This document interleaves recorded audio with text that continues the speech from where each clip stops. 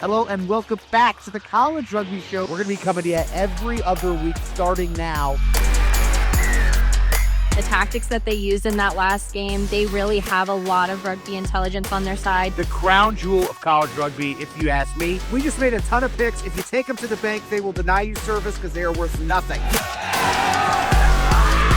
Chad Rickman is a two-time MVP. 3 in a row. You tired of it yet? We can never get tired. That's what you love about college rugby. Hello and welcome to the College Rugby Show Selection Saturday edition. That's right, it's everybody's favorite annual episode across 65 qualifying tournaments over the last 10 weeks from Oregon to Florida and Maine to California. Teams punch their ticket to the Collegiate Rugby Championship. We're over 3 days in the nation's capital, 144 teams, all of whom we'll announce tonight, will play 304 matches to crown national champions across 8 divisions. We've been here with you all season long, and we'll be with you through every upset, busted bracket, and trophy lift at the largest college rugby tournament in the world. We're the College Rugby Show. I'm Pat. I'm joined by Zach and Darian. Zach, the CRC is turning 16 this spring, and it looks like it's going to be a sweet one, doesn't it? Absolutely. It gets sweeter every year. I love being at that tournament. It's the greatest show on earth, and I can't wait for this year's experience. I mean, I'm just watching the qualifier tournaments. They're like a little bit of an appetizer for this. You get a little more excited as you see each team kind of punch their ticket, and I just can't wait to get to the ground in Maryland. We're going to talk about these matchups later, too, and just the fan experience in the stadium gets better every year, so we're going to have some great rugby, some great times in Maryland. I can't wait, guys. Darren, you've won this tournament a couple of times before, but this year you're being inducted into the CRC Hall of Fame. Your old coach is going for a record 6th title, a feat that you played a part in. Does this one hit a little different?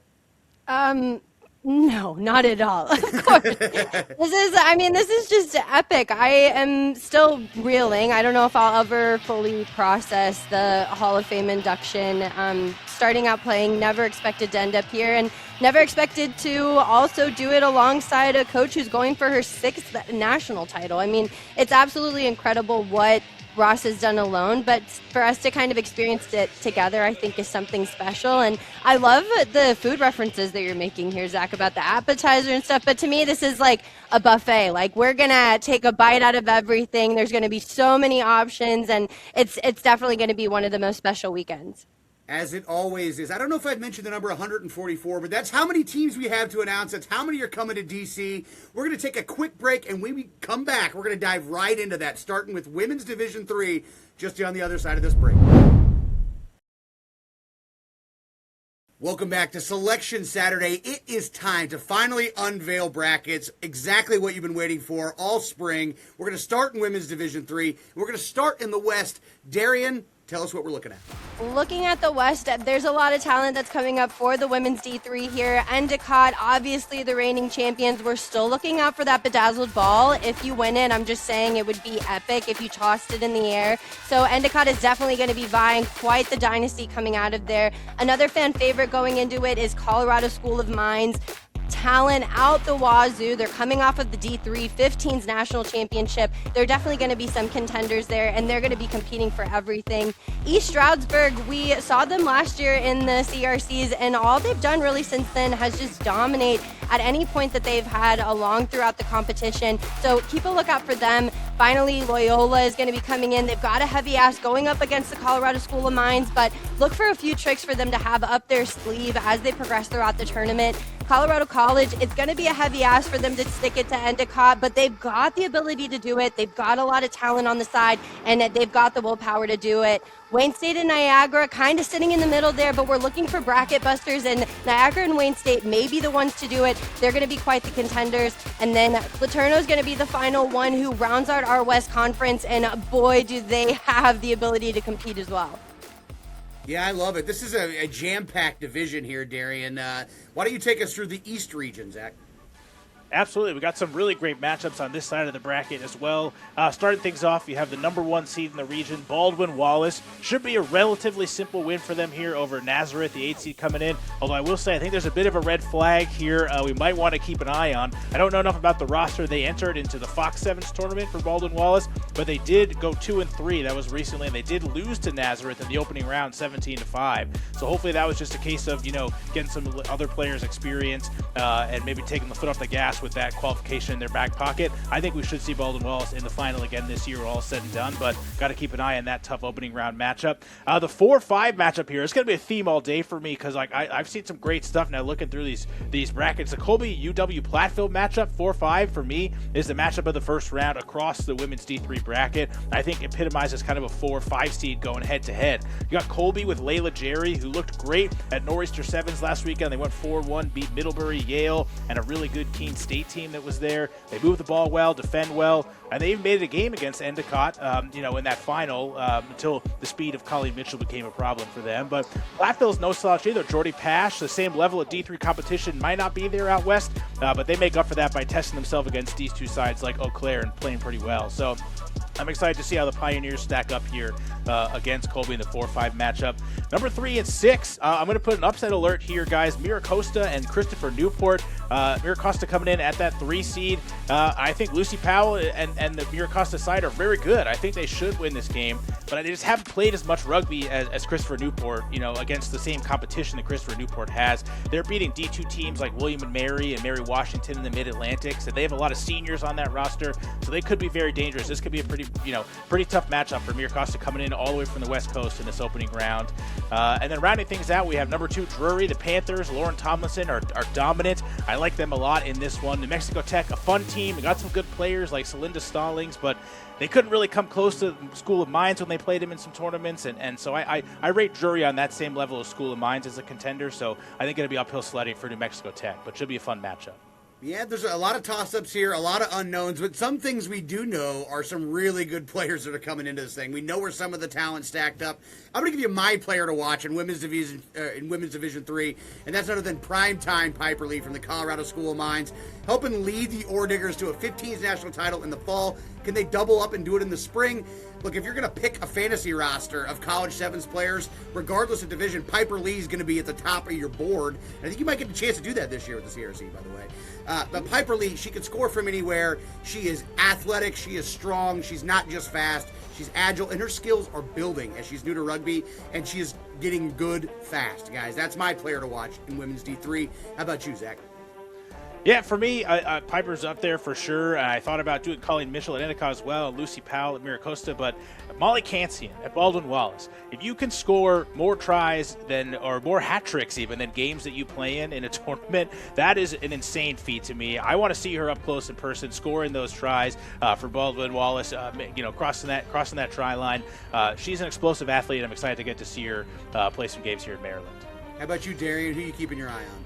Oh, there's so many names out there, but it's got to be Lauren Tomlinson. Zach, you already alluded to it earlier whenever you were talking about Drury University, and for good reason. She kind of gives me Alona Mar vibes because she's just got this really big force about her, but she's so fast. She's so good at seeing the space, and she's also played against a lot of elite competition. We worked with her whenever she went to Lit Sevens. She's getting looked at to go as well for the NCR All-Stars. I mean, she's just a force. And one of the best things about Tomlinson is that I think she brings the rest of the team with her. Drury University is going to need a lot of that with the competition that stacks up in the D3.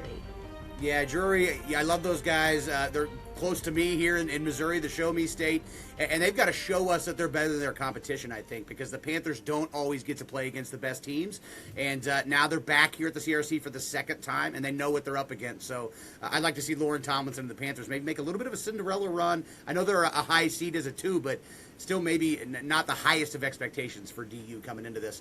All right, let's move on over to Men's Division 3. This is Zach's wheelhouse. He's going to know everything about this division, as always. Let's go on over to Men's Division 3 and start with you, Zach, here in the West. Yeah, that's a lot of pressure to put on me, Pat. I appreciate that right as we head into this bracket here. I'm going to do my best. And we're starting off with a team that I do know decently well now because I got to see them up close in person at the AQ that they hosted last weekend, and that's Springfield, the number 1 seed, taking on the number 8 seed St. Edwards here in the opening round. This should be a walkover for Springfield. They have an insanely talented core group of seniors this year. They got to make a statement early, take care of business here in round 1. You saw St. Edwards lose to Denver 33-0 at Yellow Rose Classic, and they're a lower seed here than Springfield Springfield in this tournament. So kudos to St. Edward's for making the bid, but I think Springfield takes this one. In this region, another great 4-5 matchup, VMI Montana. Another toss-up here for me, what I'm thinking about. I mean, VMI looks really strong at Richmond Sevens the end of February. They beat Susquehanna. They hung in there with Richmond and Slippery Rock. Not a lot of teams can say that on the 7th circuit this spring. They're always fit, the Keydets, obviously, but I haven't seen too many sevens results late in the year, so that might be an issue for them as they kind of head into this if they haven't been gearing up. Montana, new team, but they are very battle-tested, right? They fell a little short against New Mexico Tech, but they played some other great games out west. They have Patrick Brennan, who lit it up at this tournament in the past when he was playing for Endicott. They got players like Ishmael Perrin, Cooper Price. They're going to be a problem for anybody, so I don't think VMI can take them lightly in round one. Tough draw for Endicott, and the Gulls here, second year in a row against Duke in the first round as a 6 seed. I thought Endicott did a pretty good job in the Northeast this year. I mean, maybe not a 6 seed. They beat Nichols, who's a 2 seed, I believe, or a 3 seed twice this year in their own house once too, and now they get rewarded. We're going up against Duke here. They lost 24-12 to the Blue Devils first round last year, so we'll see if they can prove themselves. This is a great first round matchup to let you know the Gulls let us know they're for real. And we'll round things out with Denver, number 2 seed versus Susquehanna. I like Susquehanna. I like the season they've had. I think they earned their bid here to be at the CRCs. They played a lot of tournaments. They have a lot of good results. They had some injuries, but if they can get Aaron Cavanaugh back with Kelvin Kuntz, they might have a shot. But I don't think so in the grand scheme of things. Denver, a juggernaut. They played a lot of sevens this spring. They got Anthony Rice, a lot of great players. So I think Denver, another good matchup for them here, and that's the round out the West region. Zach killing St. Edwards, making him St. Edwards in the first round. Susquehanna, no shot, he says, basically. I like it. Some big calls. Let's move on over to the East, where Richmond is the top seed. The Spiders, they were fantastic all spring. Really kind of some surprising results for everyone except for them. I think that they have a little bit of a chip on their shoulder. They know how good they are, and they're out to prove it. They've got Providence and the Friars in the first round. Providence, one of the mini teams coming out of New England, but I think they're going to be up against it in that first round against the Spiders. Moving on down in the 4-5 line, you got New Mexico Tech. Boy, I hope watching them in 15s of the fall, they got some snugger jerseys for this 7th season. I'd hate to have that cost them a try or two along the way. They're going up against Loyola Maryland and the Greyhounds in the first round. I love Loyola Maryland. I think they're a great team. They didn't win a qualifier, but they did manage to qualify as a runner-up in their last bid there. Played a lot of really tough competition, though, throughout the spring, so I think they're going to be battle-tested. Nichols, you mentioned, coming in as a 3 seed, going against the Citadel at number 6. That's going to be a great game, complete toss-up in my mind. And then Slippery Rock. It doesn't take much to piss off Slippery Rock, but put them as number 2, I'm going to guarantee it does that. And the Rock comes in as the 2 seed. Poor St. Thomas has them in the first round, but they look pretty good up there in Minnesota. So, the East is a little bit of a toss-up. It could be Slippery Rock. It could be Richmond. There's a lot of pride on this division, and I can't wait to see how it all pans out. Springfield, the bridesmaid in 25 and 23.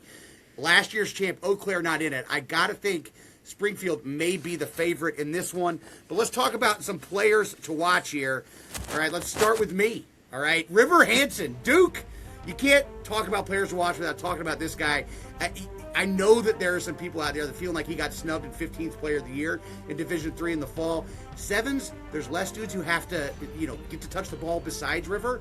I like to see him in space, and I think that he's going to help carry Duke back to the Final Four, last year's semifinalist. River Hansen's my player to watch at men's D3. And, you mentioned Springfield, and one of the players that I love to watch coming out of Springfield College is Deuce Barnaby. I mean, that alone, the name should just go ahead and just make you shake in your boots a little bit. But one thing that I really enjoy about it is his confidence on the field, the way that he really takes it to the line. He's not afraid to attack space, and he's not afraid to connect well off of those offload lines as well. Deuce Barnaby, for me, is really going to be a player to watch on the Springfield College side, but to try and pick out of that roster alone is going to be pretty tough. I mean, they're coming, and like you said, Pat, they're seated at number 1 for a reason.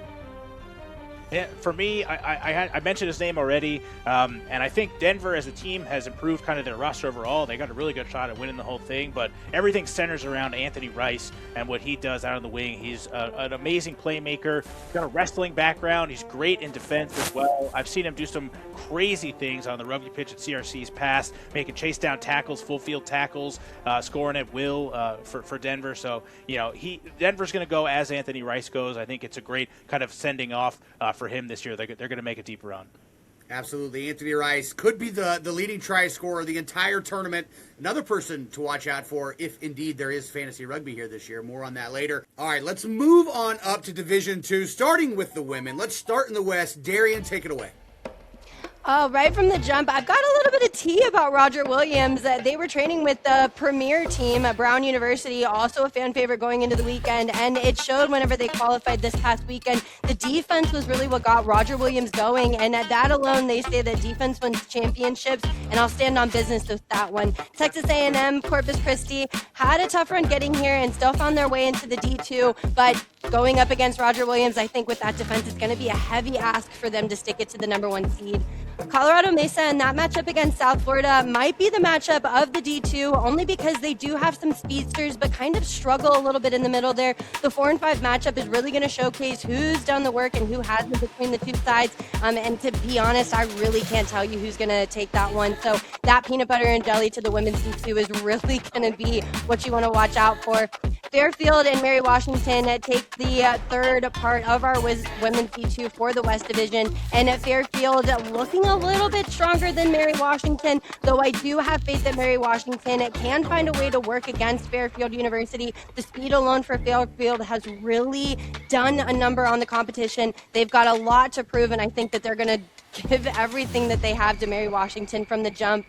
And Zach is still going to try and steal my Eau Claire sweatshirt that I won fair and square at the beginning. I will not be wearing it in Maryland. It's too hot for that. But Eau Claire, also a fan favorite going into it. They're the number 2 seed, and for good reason. You're going to hear a lot of names throughout the weekend. You're going to see the Blue Golds. They have a presence that just really is untouchable there. And Syracuse, though we do love them, and they have done a lot throughout their season, I just think that Eau Claire is really going to kind of shut them out from the jump. Syracuse, it's going to be a heavy ask, but the Blue Golds there might dominate. Yeah, Eau Claire, one of the last 3 champions. Coast Guard won it last year. Eau Claire in 24. Roger Williams in 2023. All of them back at the table for another chance here in 2026. Zach, Coast Guard, though, last year's champion, a 2 seed. Talk us through the East bracket here.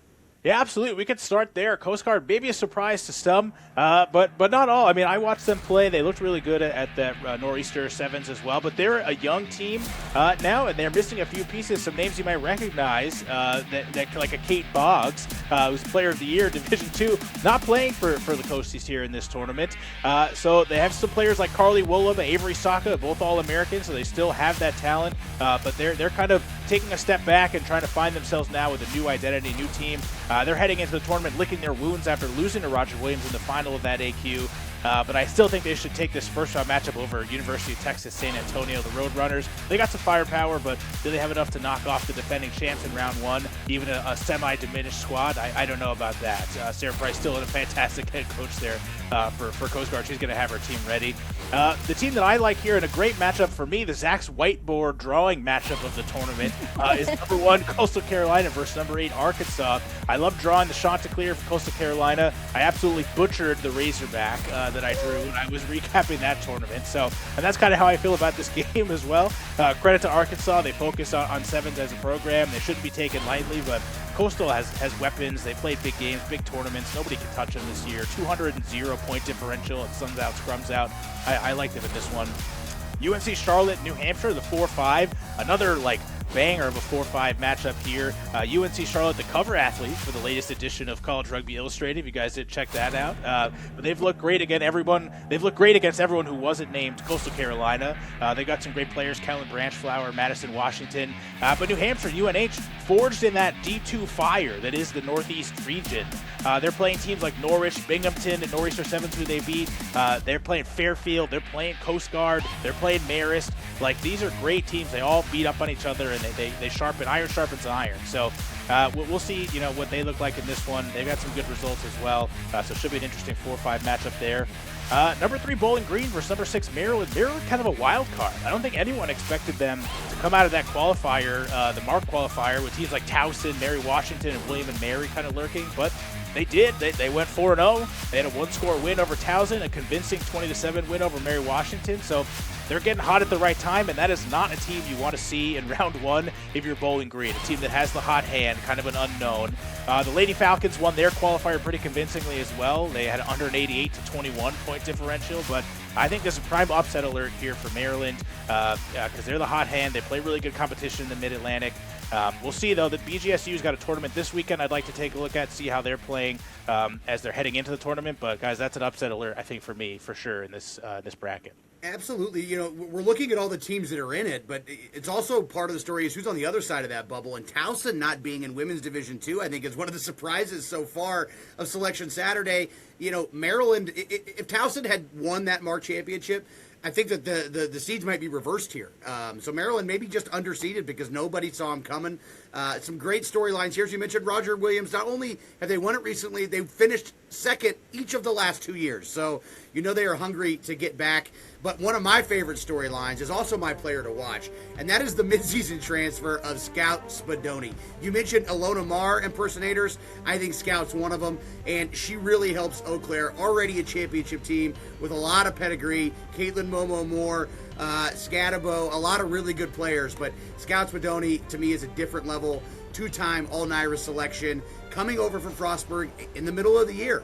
Just this semester. So things could change. No Kate Boggs. We had her in the fall, and they didn't have Scout at Eau Claire, and now they do. So that's my player to watch. I can't wait to see her up close and personal for the first time.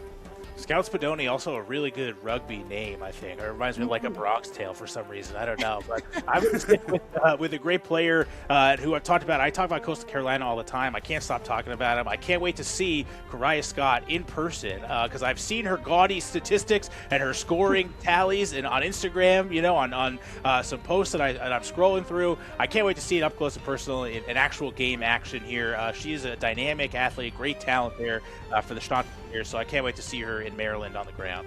Both of those are really good names, and I totally agree with you. I'm super excited to see them in person as well. One of those that I think is a little bit sneaky and kind of underrated is Kaya Haddad coming in for Roger Williams. Not only do I think that she plays really good defense, she gets them quick to ground, she does the dirty work, but she's also so sneaky. Some people say that she loves to exploit the breakdowns, and I'm so excited to see it in action. I can't wait to see Kaya Haddad, and I think that riding off of the last few of Roger Williams being the runner-up, I think that she's going to be the one, that final piece that Roger Williams really needs to get them into that number 1 spot.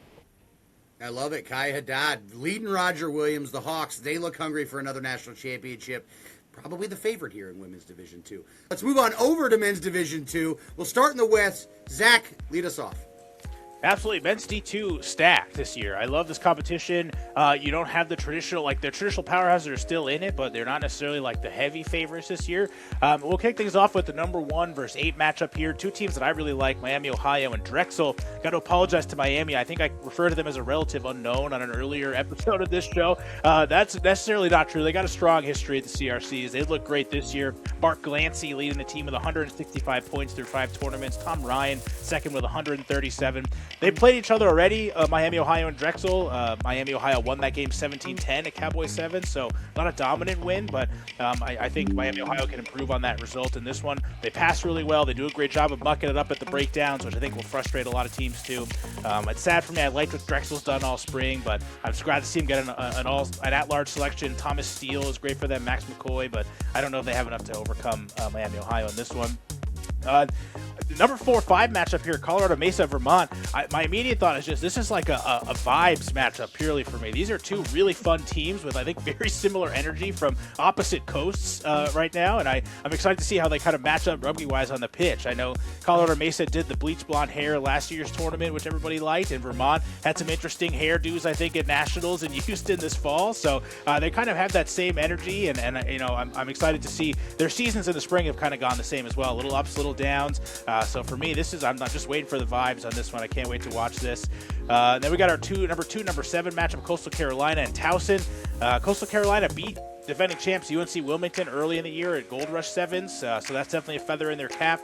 They did lose a subsequent tournament, 19-7, to them, so up and down. But Landon Wilson, Patrick Morrow, strong players. They've been tested. I like them getting past Towson pretty comfortably here. Daryl Johnson, though, for Towson, a good player as well. They look good at Salisbury Sevens to clinch that bid. Another matchup here that kills me, too. Like, I love both these teams. Number 3, Northern Iowa, and number 6, IUP. A little rematch of the 15s National Championship a couple years ago. It was a great physical match, and I was just with the B-Side boys on their podcast the other week telling them how much UNI has been growing on me as a team. But I don't know if I can choose between them and the Crimson Hawks here, another favorite of mine. Should be a great matchup, though. Arrow's been pointing up for UNI this spring. They started with some great defense at St. Patrick's Sevens, but they couldn't really score. But now they turned it on. Their last AQ, the Great Midwest AQ, they were putting up 30, 40 points regularly without sacrificing that defensive prowess as well. So if they stay on that trajectory, I think they're golden. For IUP, they have a great player, Malcolm Johnson, and it's a great emotional year for them with Seth Irwin. You know, it's a great coach in his last kind of chance to take home some hardware and a historic run for him with this program. But I think they need somebody else to step up outside of Malcolm Johnson. I think they need a second scoring option. Is that Mason Steed? Is that Jace Brooks? Is that Evan Boose? I don't know. But somebody's going to have to step up for them to kind of take this. But that should be a good opening round matchup for both teams. 100%. IUP, what a great story. Champs in 2022 and 2023. Can they get one more trophy in the cabinet for Seth Irwin before he departs, retiring a legend there in Indiana, Pennsylvania? Another legend retiring in the East bracket is Bob Wagler, who has been the head coach at Norwich since anyone who's watching this has been born. So that's how long Bob's been serving all the cadets there at Norwich, and he's stepping down at the end of the year. Great to see them back in it. Bob has never won a natty at Norwich. I know that he would love nothing more than to ride off into the sunset with the trophy, but it's going to be a big ask because they're going against defending champion, number 1 seed, the fighting Wisemans, the fighting Buckinghams, UNC Wilmington. They look like, potentially the odds-on favorite as defending champs again. But what a story would it be if the fighting Bob Waglers were able to beat the Seahawks and upset them in the first round? I don't know if it's going to happen, but we'll be watching. And then we also got Albany, the 4 seed, going against Georgetown, the 5 seed. Albany, surprise winners of the Liberty qualifier. Nobody saw them winning that conference, I don't think. Georgetown, they almost won this thing a couple years ago. Gut-wrenching loss for them in the 2024 final to Maine. But I'm not sure the Hoyas have what it takes to get back to that point. We'll find out. Memphis comes in as a 3 seed, maybe underseeded. They have been dominating the SCRC for years, but the Tigers looked especially good this spring. They go up against Northwestern, who's been fantastic as well, coming out of the Great Midwest. Grand Valley, the number 2 seed. Reinhardt Steep. Reinhardt stepping all over the field. That's what I expect to see. I've never watched this guy play 7s, but having watched him play 15s, he's on my fantasy radar, that's for sure. They're going up against Montana State. Last year's runners-up, coming in as a 7 seed. Kind of a disappointing spring for the Bobcats. We'll see what goes on there. But some great matchups here in men's Division II. Let's talk about some of the players to watch, though, in this. You already stole mine, Zach. I stole my thunder with Malcolm Johnson. This guy scored over 500 points in his career with IUP. He's scoring double-digit tries every single tournament this spring. To your point, that might mean that nobody else can score for IUP, but he sure can. So keep Malcolm Johnson in the back of your mind this weekend when you're looking for which game you want to tune into. Yeah, Malcolm Johnson is a great option for this. I'm sorry, I had to mention him up top. You can't talk about IUP without talking about MJ there, holding down the tradition, the 13 shirt, strong tradition there for IUP. For me, I'm just going to use this opportunity to shout out Drexel, again, a team that I liked watching all year. And their guy Thomas Steele is a do-it-all guy for them, led them in try-score, and he's kicking conversions as well. Has been a big part of a lot of their tournament success. So I think it's good to watch him and what he can do, multi-tool player, great athlete, and a solid name, again, Thomas Steele. That's just cool. So hopefully we can watch him do some cool stuff on the pitch. And Pat, you almost stole mine by mentioning Steep. Anybody who adds to my tally of beating Zach in any competition, got to give a shout out to. But an underrated player there, because I think that Steep does take a lot of the star power, is Aiden Riley for Grand Valley State. Not only is he capable of scoring tries, some would say maybe even going toe-to-toe with Steep, but I also think that he adds just a little bit more class to the Grand Valley State side. I think that they're really going to be looking to take down anybody in their path alone, and I've stood on it from the jump with Grand Valley State. I think they have something special, and Aiden Riley has really been a big part of that, alongside Steep and many of the other players there. I love a Scottie Pippen shout out to Reinhard Steeps, Michael Jordan. We got to know those guys too, you know. So, all right, let's slide on up to Women's Division I AA. We have a fantastic competition here. Northeastern coming back as the defending champs. They're our number 1 seed in the West. Northeastern, oddly enough. Start us there, Darian.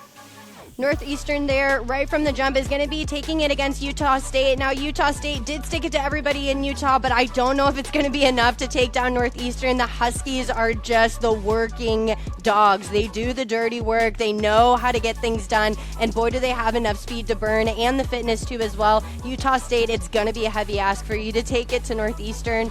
Boise State versus Howard. Now, this is going to be an exciting one there. Two very different sides, but I think Boise State just might have a little bit more oomph as far as it goes with facing competition. Howard University kind of struggled throughout their qualifiers, and at Boise State, I mean, they've just been a name that we've repeated over and over again throughout their season. I'm really excited to see them in person. Ohio State, and I got to give a shout out to Florida as well, my home state. You've always got to give a shout out to the Gators, but Ohio State, I think, have something really special coming out. They've worked time and time again to get into this spot, and Florida, when the Gators come, I think that they're going to really have to find a way to band against a very well-connected and well-coached side in Ohio State. And the final matchup, Arizona State versus NC State. All of the states are coming together here. I'm really excited to see what the Sun Devils can do. I've heard about the speed. I've heard what they can do. I've heard about the physicality, but to see them do it in person is really going to be something special. North Carolina State here, a little bit of a toss-up there going into the weekend, but I don't know. I think that they might have a little bit of speed to try and stick it to the number 2 Arizona State, but the Sun Devils, they're going to be red hot and fiery as well.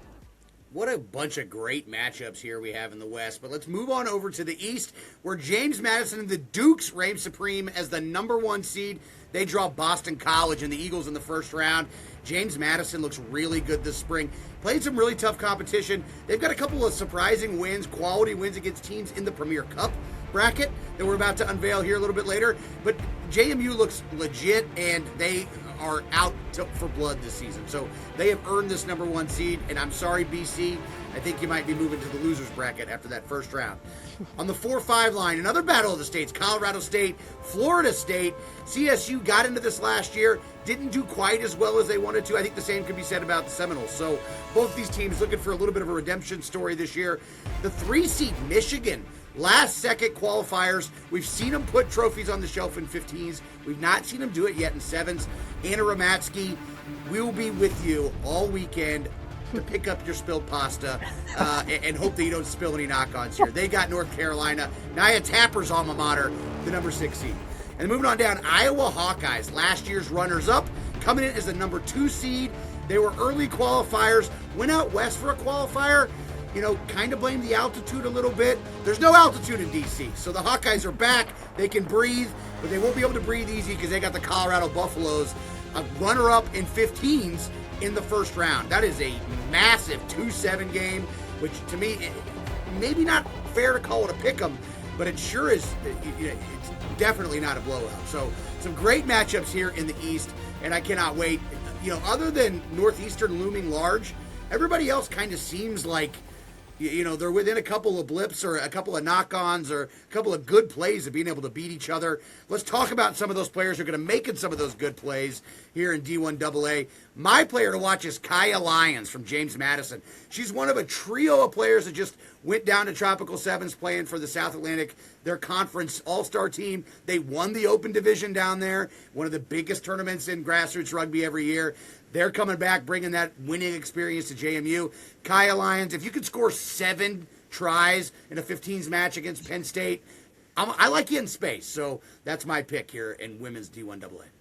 Yeah, and I'm going to go with the player who is really good at kind of winning these close games and a team that has kind of won a lot of big games in the Big Ten, and that's Ohio State and Ada Earhart. I see these results come up all the time. They're knocking off teams like Michigan that we think are really good all the time. Purdue, you know, they win these close games, these tight games, and a lot of it has to do with Earhart and what she brings to the table. So I'm excited to see her on the national stage here, kind of show off what she's got against some of the best teams in the country. And I'm going to pick from not only one of my favorite mascots, but also a side that I'm looking forward to in Maryland from Arizona State, and that's Emily Ruiz.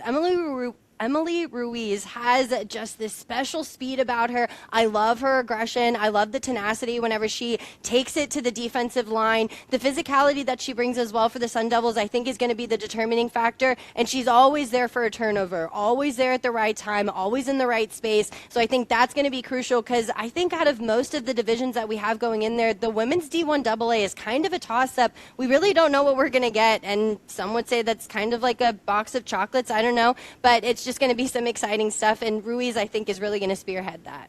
No mention of Courtney Bichotte-Dunner, the last year's MVP for Northeastern. I'm so glad you mentioned her now. I'm so glad you did. I tried to pick a Northeastern player, and then I was like, I can't pick any of the players because they're all amazing to watch. Russo, come on. Yeah. Well, luckily, we should be able to get to watch Courtney on the field. We're not going to be able to get to watch, unfortunately, Mia Blocker and Isabel Henderson from Notre Dame. Their bubble bursted, right? I think all of us kind of expected when this bracket popped up for the Fighting Irish to be on here somewhere. They're not. That's big news, too, here in women's D1AA. And a disappointment. I mean, those two names alone really are the names that we've been talking about, not only in the 15th season, but looking forward to in the 7th season. When we talk about one of the most crucial things about sevens, it's speed. And both of those players have it. For them to just not be able to qualify or even be able to contest in that D1AA bracket, I don't know, it just kind of isn't, I don't know, it's just hard to really say, are we looking at the best of the best in the country right now? Well, it pays to play, and you got to enter a qualifier, which I don't think the Fighting Irish did, and their non-qualifying resume just wasn't good enough for the selection committee this year. But hopefully they put it together. We'll miss seeing them, but tons of great talent there in women's D1AA, just as there is in men's D1AA, which we're about to talk about right now. And we're going to start here in the West, and I'm going to bring it to you. We've got number 1 seed Louisville, the Cardinals, going up against Nebraska. The Cornhuskers are back for the second year in a row. They've done pretty well this spring. They've won a couple of tournaments, including their own there in Lincoln. But, they've got a tall task against Louisville, who have been putting massive numbers up. They're the MAC champs. The MAC runners-up. They lost to Western Michigan, but Louisville still looked dominant everywhere else the entire spring. And I like them to win this first-round matchup with a little bit of space. And they'll be playing in the second round. The winner is Sam Houston in Tennessee. Love the College Rugby Show, Battle of the Orange. Sam Houston won this tournament in 2022. They got Drake Thies, Torno, Dag Dawuna, some fantastic players. Tennessee, of course, 15's national champions from the fall, and they've got some fantastic players here. So 2 winning programs right there, and their prize for winning is dominant Louisville in the second round, should they do it. The 3-line, Northeastern, the Huskies, another one of the programs, men's team, women's team. Northeastern won their conference tournament, maybe a little bit of a surprise, coming in as the 3 seed. They go up against UNC Charlotte, who looks really good as well. And then the 2-line, Westchester, the Mark champs, the Rams, going up against Oregon State. The Beavers back at this one as well. We don't see them every year, but they are back after, I think it's their second or third year since COVID. And sometimes at this caliber of a tournament, it just takes you a little bit to get your feet under you. I'd like to see if the Beavers can take another step forward this year. But that's the West, Zach. Run us through the East. You got it, Pat. We're going to start things off with last year's defending champs, the Wolfpack of NC State. Number 1 seed here, taking on number 8 seed Florida. We've seen this matchup already before. NC State beat Florida 33-12 with Sunshine Sevens. Florida got swept in that tournament, just like NC State then swept Terrapin Sevens the entire tournament. So they've looked very good this year. They had U.S. Eagle and Olympian Malachi Esdale out to practice the other week, helping them out. So they're getting a good team, getting even better now. Number 4-5 matchup, another banger in the 4-5 seeding. Kudos to everybody who's putting these matchups together. The Texas A&M, the Aggies versus Babson, another Beaver team here as well. This should be a great matchup. Last time Lone Star Conference put out the numbers, the scoring numbers. Texas A&M's Neil Menon and Andre LaSala were the leading scorers in the conference with 107, 96 points respectively. So they have some weapons. They beat Sam Houston in the conference finals 1914. And with Babson, I'm so torn because I really want to like them. I think they have what it takes to do it. They played a decent amount of sevens this year. They got some good results. They beat South Carolina, Frostbite sevens. But they're a young team. That makes them hard to predict. They came back and then lost to South Carolina on day 2 of that same tournament. So tough to take anything away from that. But they look good at Minuteman Sevens too. They lost to Northeastern by a couple of points in the final. And if they could put it all together, I think that they have a shot. Moving on here, number 3, Iowa, the Hawkeyes taking on 6 Western Michigan. I like Iowa a lot. They played a lot of 7s this spring. They were in the Hawkeye Classic, 5-0, City 7s, Fighting Irish 7s, Ironman 7s, Big Ten 7s, the Heart of America Conference 7s this weekend. So that's how you set yourself up for success. The Eau Claire kind of men's D3 strategy blueprint last year, just play as much 7s as possible and you're going to get better at 7s. So happy to see Iowa doing that. Renheimer is great on that team, Michael Johnson as well. And I like the Broncos. They must have something special in them there because they did take down a really good team in Louisville to win the MAC, but I like Iowa in this one as well to get out of the first round, unlike last year when they got boat raced by Claremont in round 1. So they have a much better shot, I think, of advancing this year. We'll wrap things up with number 2 South Carolina versus number 7 Temple. South Carolina, the Gamecocks looking really good. They've got All-American Charlie Dwyer. They were at Frostbite 7s beating teams like AIC. They've got the head football coach at South Carolina, Shane Beamer, talking about how tough you got to be a rugby player. So I think they got everything going for them. They're going to take this one pretty easily. Maybe we see a little North Carolina, South Carolina matchup in the Final Four as well in the bracket here. Well, if the Gamecocks can steal that Munster rugby player that Beamer is trying to recruit to play defensive tackle or whatever position it is, I like their chances a little bit better here in the CRC. You mentioned my boy Renheimer. That's my player to watch in men's D1 AA. When the Hawkeyes won City 7s, it was on their spring break. They were missing a handful of pretty good players.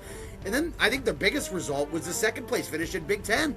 To do as well as they did was shocking. And in Iowa, they look like a team that can do well. But Renheimer, make no mistake about it, he has elite speed, international speed. Been playing rugby since he was 3 growing up in Japan. So some of that innate decision-making is baked into him, even though he just picked it up the last couple of years. Lightning, I think one of the best international prospects of all 300 games you're going to be watching here are Renheimers. So Renheimer, he's the real deal for the Iowa Hawkeyes.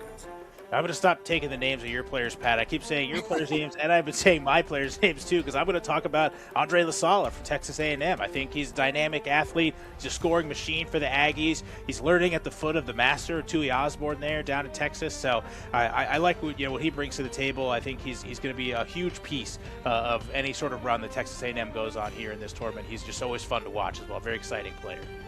Did either of you say J.B. Meyer from Louisville? Oh. You're clear. Why would you not, is what I'm trying to figure out. J.B. Meyer, when you think of Louisville, I mean, it's for a good reason there. They're not seated at the top for any other reason besides J.B. Meyer, as well as many of the other Cardinals on the side, but he just brings something. He brings that extra pizzazz. He brings the physicality, those big hits that you want in the middle. He sets the tone for the physicality, and he's just really fun to watch whenever he's got the ball in space. He makes it so that Louisville is going to be quite the contender going into the weekend. Yeah, Ryan Camarada, another great player for Louisville, their coach, Emma Walton, and a lot of the players have had some really high-level club experience. I think that translates over into the college game. So they look really good, and you can pick a lot of names from Louisville for sure. All right, guys, that does it. D3 to D1 AA, all but, 48 of the 144 teams that are coming to DC, we have unveiled to you. We're going to take a quick break, and when we come back, we're going to dive into the biggest pool of them all, Women's and Men's Premier Cup. Welcome back to Selection Saturday. It is Premier Cup time. It is Women's Premier Cup time. We're going to start in the West. Tell us what we got, Darian. First up, a matchup that we're looking at is Brown versus UConn. The storyline for Brown, we all know it. The Brown Bears are looking for their 4th title under Rosalind Chow. She's going for her 6th, which is quite the feat there. And the Brown Bears, it might be a little bit easy to kind of take this one from UConn. Seated well below Brown, and I mean, the competition is going to be a little bit skewed there. The Brown Bears really have a physical side. Ross is really proud to bring this side. They've lost a really important senior Akila Cathy, but they've got more than enough star power coming through there. Next up is going to be Westchester University versus Wheeling. Now, Westchester University has played a lot of 7s over their season. They hosted one as well. They've got a lot of expertise. And like you guys have been saying, really the difference makers between the between teams is who's played a lot of 7s and who hasn't. Wheeling, though they do have the speed, we've heard the name throughout it in all ways, shapes, and forms. Westchester University has just played a lot more games than Wheeling has, and it's just unfortunate for them. I think Westchester might be the one to take this one away, but Wheeling always has something special that comes out of nowhere. They've got speed and they've got talent. It's going to be interesting, though, to see what they come with. The next matchup we'll take a look at is Navy against the Bonnies. Bonnies throughout their season have kind of struggled a little bit there, and at Navy, they always just bring a very physical and a very fast and fit side there. I think it's going to be a really tough 14 minutes for the Bonnies if they can't connect well early on. I think Navy's going to exploit it very early, and they might be the ones to go ahead and punch their ticket on through. Last matchup is Queens versus Northern Iowa. Now, this one is tough for me because last year when I said that Queens wasn't going to make it out of their bracket, they literally made me the villain, and it made it the reason why they went through to the next round there. They struggled a little bit, but I think under Coach Danny, they really have something that they've been working towards. A lot of pieces have kind of fallen into place really well for Queens. But Northern Iowa, it's all about the climb. One of just the team that stole our hearts during the 15th season. It's going to be hard for the Panthers, but I don't know. This one's a little bit of a toss-up there. I'm going to need to do more research before I send out my brackets, but that matchup for me is definitely going to be the one to watch. Absolutely. Some great matchups there in the West. And, of course, Wheeling was the number one dominant team throughout all 15s. They had the unfortunate suspension and cancellation of their playoff pathway. Now they're back with another chance. I can't wait to see the Wheeling Cardinals back on the field, doing what they do best, which is just playing a little bit of rugby. Let's look at the East region now, where American International College, third place finishers the last couple of years, is there as the top seed. They draw Walsh in the first round. AIC, they're going bear hunting this spring. That is their entire mantra. If anybody can take down the Brown Bears, it might be the Yellow Jackets. Frostburg versus New Haven in the second round. That's another great matchup. New Haven's one of our returning quarterfinalists from last year. Frostburg, how will they do without Scouts Bedonie? That's another side of that coin. Long Island making their CRC debut. The Sharks, and they've got Marist in the first round. I like the Sharks to gobble up Marist in this one. Sailor Russell and that crew, very good team. They've been playing a lot of sevens this spring. They look sharp. And the 2 seed, Southern Nazarene, going up against Aquinas, number 7. As you mentioned, Southern Nazarene upset, maybe not upset the first round last year. They've got to come back with a little bit of chip on their shoulder, even though they got that 15th national title in the fall. And one of the biggest storylines of the weekend has to be Celeste Uatafe, our D1 Player of the Year from 15s. She's playing in the Pacific Nations 4 with the USA Women. She's literally going to be playing potentially in a game on Friday night, hopping on a plane and getting off and playing at the CRC. Does that happen? What shape is she when she gets there? All some unknowns we don't have, but fun stuff that's going to unravel here in the Women's Premier Cup. A fantastic competition, without question, with some great players to watch. Some of whom we mentioned, including Celeste Uatafe, who has to be on my list. She is got no counterparts that are on her level in this entire competition. But one of the ones who I think potentially is, and who has been brought into the USA Eagles Sevens camp, just like Telesi, is Morgan Link at UNI. All right, they got shredded in 15s in that championship game in the fall. Well, guess what? In sevens, you only have to have 7 players on the field. And UNI has 2 pretty good ones, and Morgan Link, I think, is world-class, would start for literally any college sevens teams in the country, regardless of division. And this is kind of her swan song going out, and I can't wait to see her do it with some fireworks. And then we got to also mention Kate Muldoon, Brown's playmaker, and the MVP of this tournament 2 years ago, and Brown's second in a row title, and she was out last year with injury. She's back, and her and Brown look as formidable as ever. Yeah, if anyone's or ASC is going to take down Brown, if they're going to have that trophy hunt, their player that's going to need to step up for them big time is Naomi Dodd. She's my player to watch here. One of them at AIC, all-tournament team last year at the tournament. The Jamaican RFU Sportswoman of the Year this year. She's an international superstar. She's a fantastic player. But a couple other names as well to keep an eye on. Another talent from UNI, Macy Graves, just starting kind of her career there with the Panthers, a high school wrestler, an All-American wrestler. As a great player, great athlete, great contributor, defensive end and the offensive end. She's going to make a difference for the Panthers this week. And then Sailor Russell, Long Island University, NYRA All-American honorable mention player. She's a dynamic athlete. She's going to help the Sharks do a lot of things that they want to do this weekend or coming up at Maryland. So she's one to keep an eye on as well. I'm finding my heart start to skip a beat mentioning all of these names because we know that they're just going to bring so much heart and just so much fire to the tournament. A few names that I really love the storyline that we're coming up with as far as the Yellow Jackets versus the Bears. A Brown Bear, though, that you need to talk about who didn't get a lot of minutes whenever she first started, but has gradually become one of the most, she's got this field presence about her. Ross has mentioned it a few times, is Olivia Baptiste. Olivia Baptiste has something special when she's got the ball ball in hand. She looks for the options. She looks for ways to connect with players like Kate Muldoon, and she's really progressed really well throughout the tournament. This, I think, is really going to be the year where she shines and has the ability to, and Baptiste is going to be the one that you're going to see on her radar.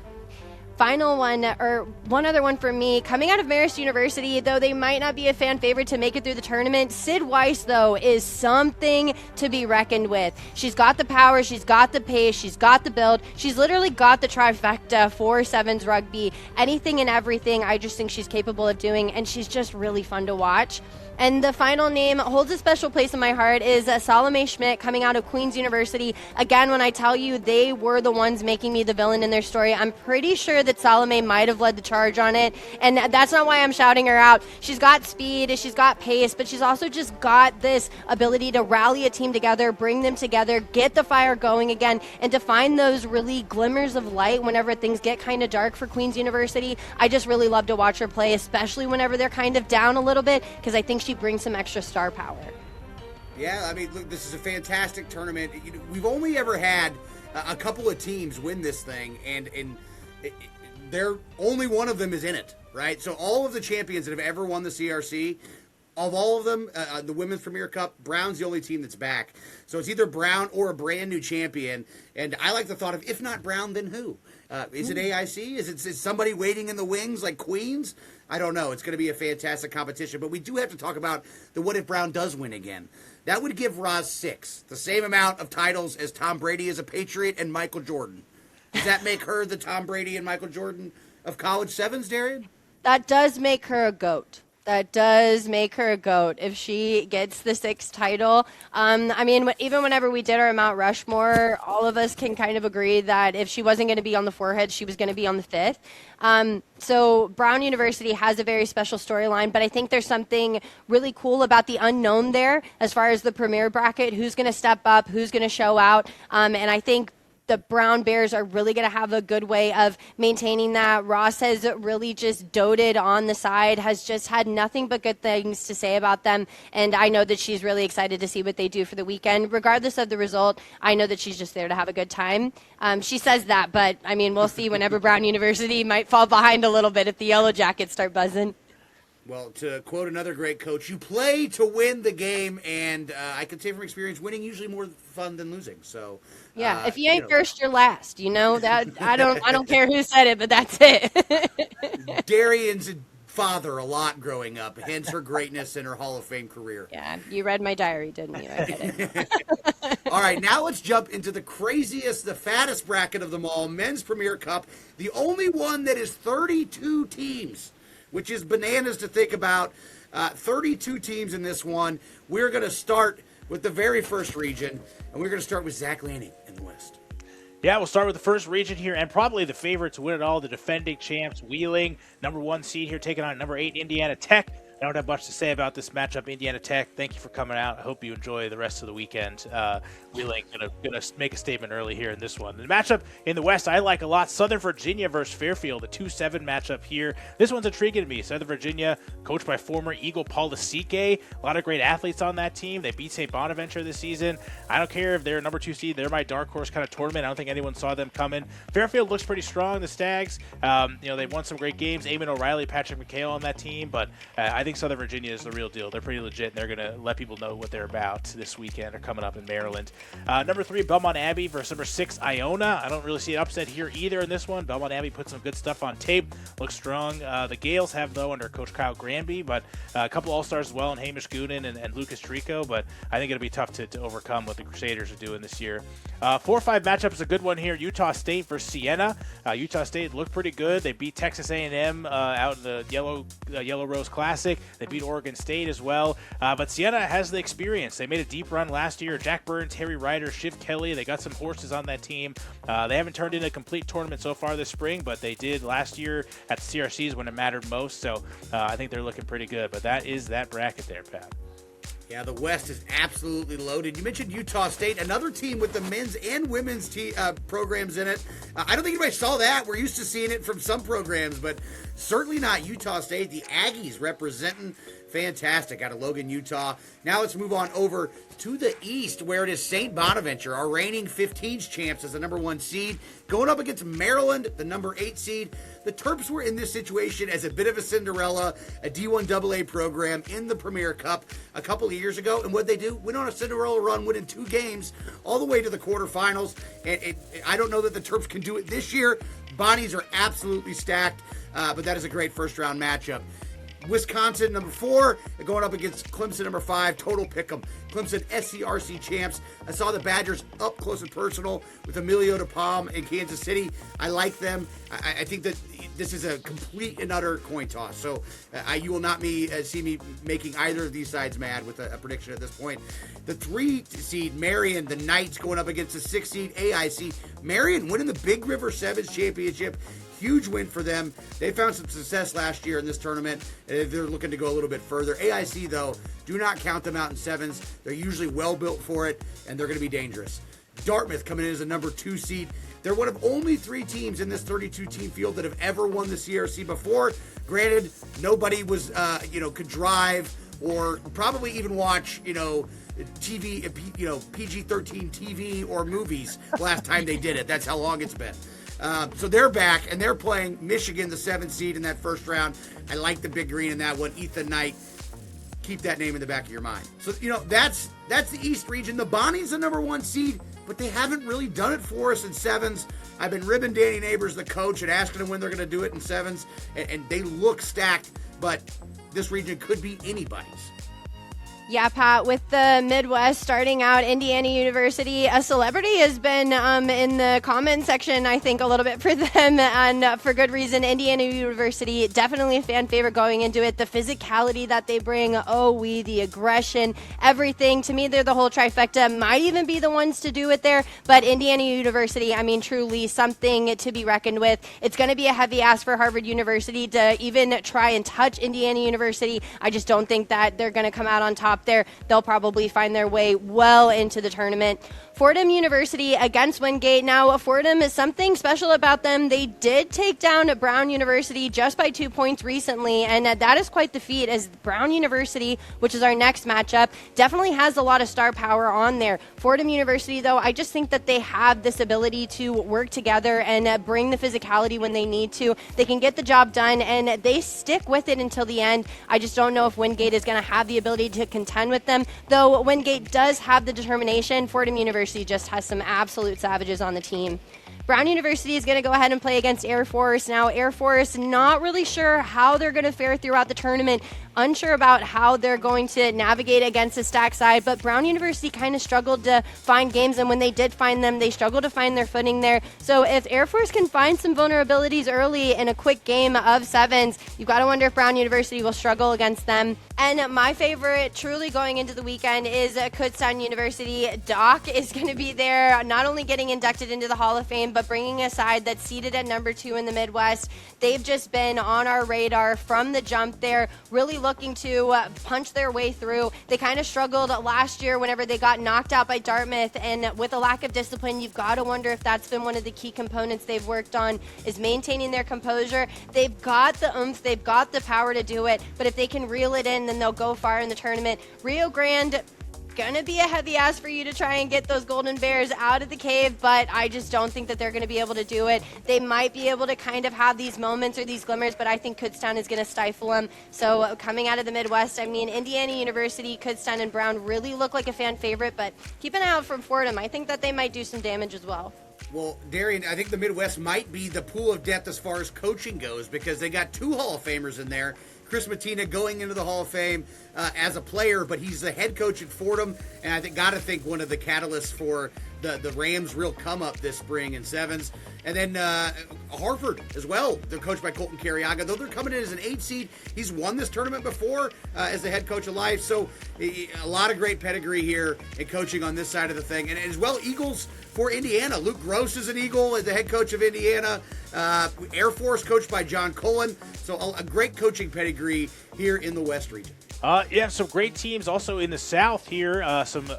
We'll start with Chris Bettina's former college team, where he was a great player as well. That's Delaware, the 8th seed in the South. They're going to have a tough matchup against number 1 Walsh, a great team with some great athletes there. Fraser Leslie, Harley Sherman, Matthew Cooper. I could go on. Ayabanga Mukakeli. They're all all-stars, all great players.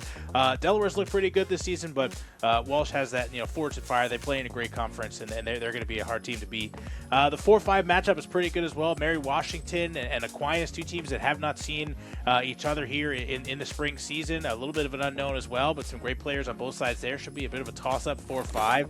The 3-6, you have San Diego and Kentucky. Kentucky clinching a D1AA bid early in the year, moving up now to Premier Cup. They're going to have their hands full with San Diego, who won this tournament as a D1AA school in 2023. They now play in D1A. They didn't do anything last year. They're back now, but they've just got done playing 15s in the spring. They're kind of just transitioning into 7s, so that might give Kentucky a bit of a window since they've been focusing on 7s since very early on, but it's still uphill sledding for the Wildcats in this one.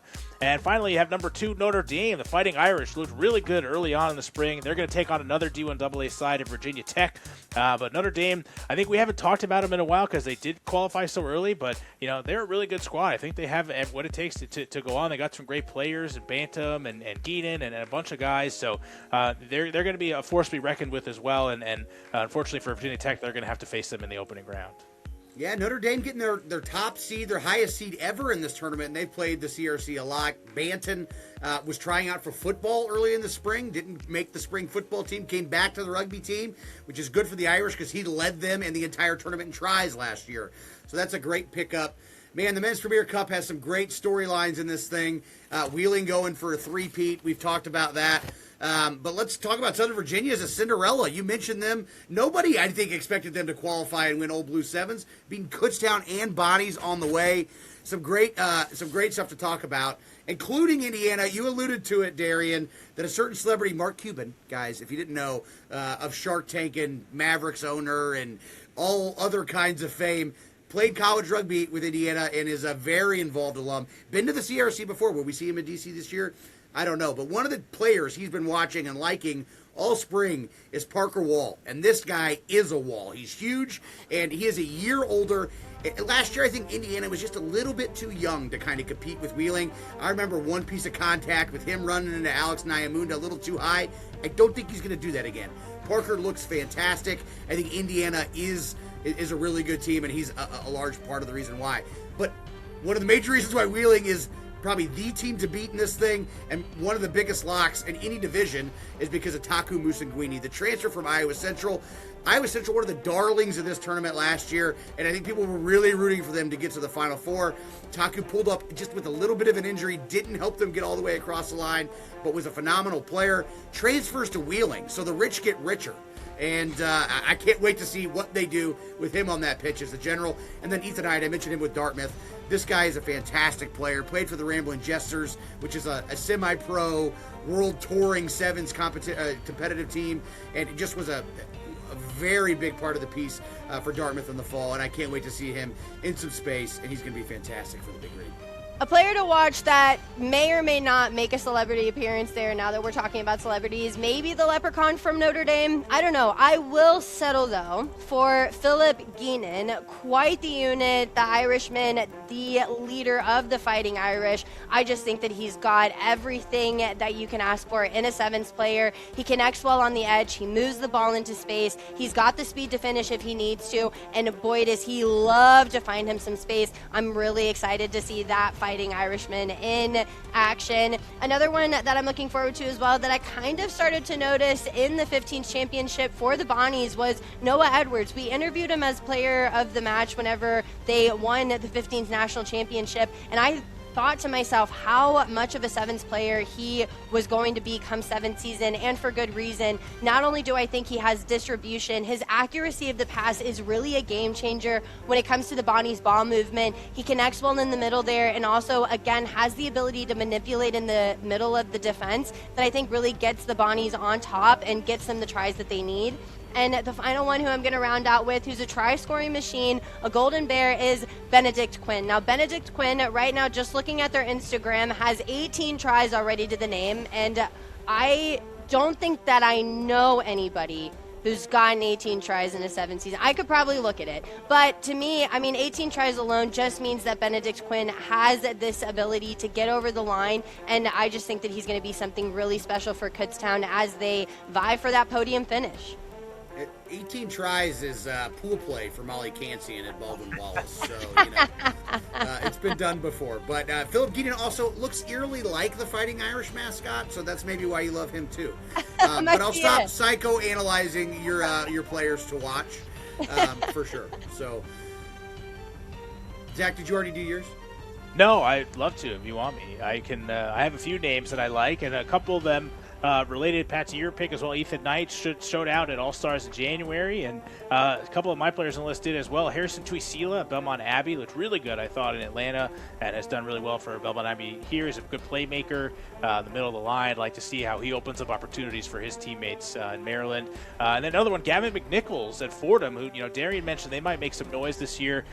Chris Pattina, a big part of that, but Gavin McNichols coming back healthy this year after not playing for the Rams last year. He's a huge part of that. He's a great playmaker, distributor, scorer. He does it all for the Fordham Rams, so he's a player to keep an eye on for sure. And then finally, I mentioned him at the top as well, but Fraser Leslie at Walsh, just a great athlete as well. Does a lot of good things on the pitch and is a huge part of that Cavaliers team. So Fraser Leslie, my final player to watch here for the tournament. There are players all over this 32-team field in Men's Premier Cup. And what I love to watch is every year who comes up that you didn't know, right? Who's the Pop the Weasel that you weren't seeing that scores a billion tries, kind of like Zach Batten last year. Those we will keep our eyes open for. All right, that does it. That's all 144 teams. That's all 8 brackets. You've seen them all. All right, we're going to come back. We're going to make a few picks and finally tell you a little bit about what we're talking about with this fantasy rugby, okay? So right when we come back to finish this off, Selection Saturday. One more segment, folks. Stick with us. Hello and welcome back to Selection Saturday. You've seen the brackets, you've seen the matchups, you've seen the teams. You haven't seen our almost certainly wrong picks yet. They're coming soon, I promise. But first, let's talk about the games within the game. It's not just watching the 304 games down at the CRC. It's picking them, it's prognosticating them, and we've got some fantastic stuff set up for you. I've been alluding to it all show, but fantasy rugby, fantasy sevens, fantasy CRC is coming your way this year for the first time ever. You're going to have the opportunity to pick 7 players, 3 men, 3 women, 1 wild card. Only 1 player per division. You can't load up on all Women's Premier Cup, all men's D1AA. You got to know the women's game, the men's game, every division. So make sure you watch Selection Saturday. 3 scoring categories, tries, points, conversions. You're going to be able to be playing against us. It's going to be a great competition. Fantasy rugby. Keep your eyes peeled for more information on that. And then this year also do a ticket challenge. All teams are selling tickets. If they sell 75 tickets, their team wins free jerseys for the next season. So you want to support your team, you don't even have to show up. Just buy a ticket, and if you can be one of 75 for your club, they get free uniforms. One of 300 tickets for your club, a $10,000 donation. So be one of 300 supporting your team and get $10,000 sent their way. Just for support your team at the CRC. And then lastly, our trusty old faithful, the Bracket Challenge. Fill out the Bracket Challenge just like March Madness. Make a pool amongst your team, amongst your friends, amongst your alumni group, or play against us. The Bracket Challenge is back. More on that later as well. All right, guys. Just to set everybody completely off course in all of those games that we just talked about, let's make some picks. Let's start in Women's Division 3. I'll go first. You guys already know it. I'm an ore digger at heart. I've got the Colorado School of Mines. Aaliyah Lynn back from a torn MCL that she suffered in the 15s pathway. You're going to see her on the pitch this spring, I believe. Mackenzie Williams, Piper Lee. That's the triumvirate of talent that's going to lead the Colorado School of Mines to the title. I reserve my right to change any of these picks later on because I'm feeling great. It's Saturday night. It's I'm hyped up, and I'm feeling strongly about East Stroudsburg in Women's Division 3. The Warriors have been killing people in the EPRU this year. I think they keep that rolling into Maryland.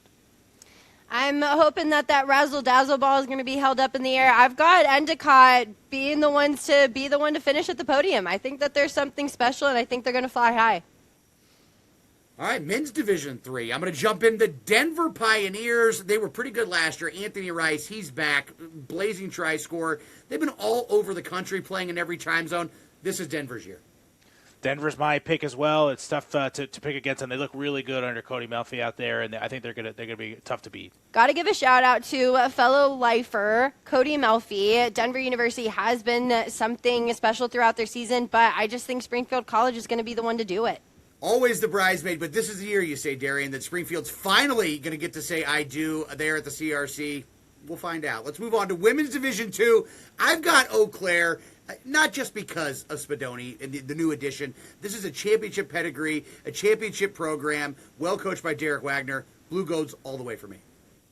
This is a tough one to pick. Both Division IIs are very stacked. They're very difficult, and I hated it was so difficult to make this pick, but I can't not go with Roger Williams after watching them in person at Nor'easter. They're so good. They move as one in the back line. They're great at finding space. I don't think they scored a try that was under 60 meters. They're so great at breakaway scores, so I think they're gonna really be tough to beat this year. I think that Zach copied my bracket because I've also got Roger Williams taking it to the top. The defense, I think, is going to be the game changer for them. I think it's going to be a battle of styles on that one if it's Eau Claire and Roger Williams battling out for the national championships. Men's Division II, I've got a repeat here. The Seahawks, I didn't see you coming last year. I'm not going to make that mistake again. Too much talent, too many returners. Wilmington wins again. I wanted to pick IUP with my heart for Coach Irwin, for Seth out there. He's doing a great job. But for me, just watching and looking it up, Miami, Ohio has a great season, and I disrespected them earlier. I'm going to try and make up for that and pick them here to be my overall winner. I won't disrespect the ones who got me that first win on the Dropkick Challenge. The flow is looking too good for Grand Valley State. I love it. All right, let's move on to Women's D1 AA. I got the Dukes, James Madison, playing great competition all year. Northeastern, all high and mighty. You got 100 million players. You think you're the best team in the country? James Madison has something to say about it. I don't know. Northeastern is like that scene in The Matrix where it's all those Agent Smiths. There's like thousands and thousands of them, but it's if like they were all Neo. It's like the inverse of that, where they have all these players who are just insanely talented. And they can mix and match rosters and lineups, and they're just unstoppable. Unstoppable force. Northeastern wins the whole thing.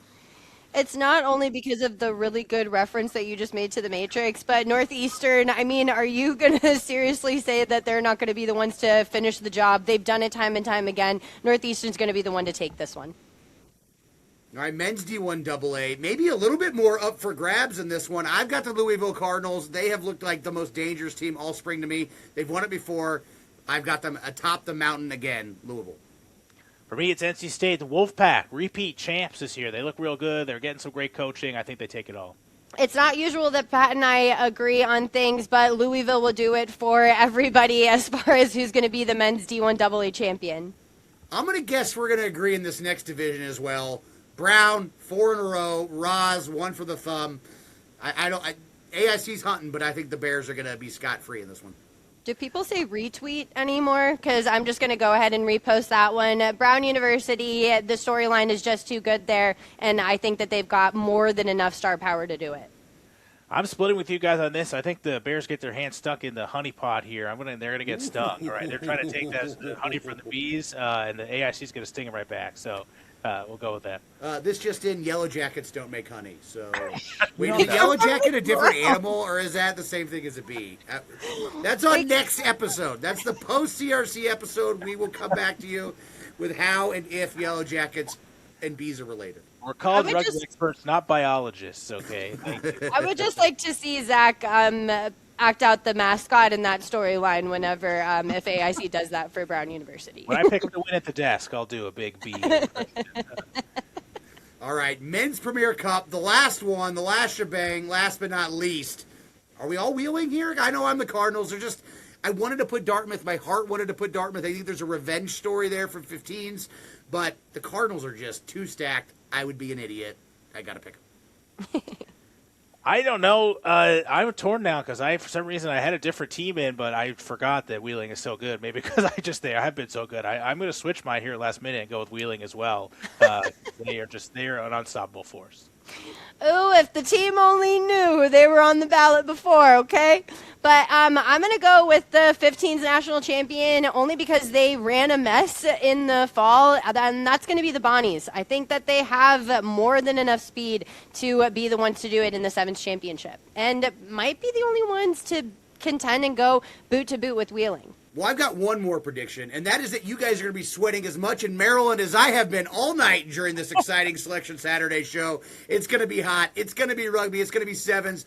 All 144 teams have been announced. All that's left to do is roll the balls out and play 304 matches and then crown 8 national champions. But also, mark your calendars because College Rugby Show is going to be coming to you live all weekend, Friday, 4 p.m., during the CRC, Saturday, 11:40 and 5:40. So a little AM, PM action.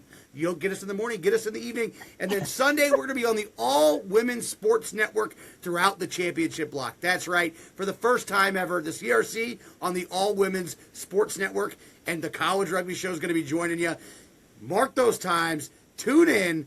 The Collegiate Rugby Championship turns Sweet 16. That's it for us on the Selection Saturday.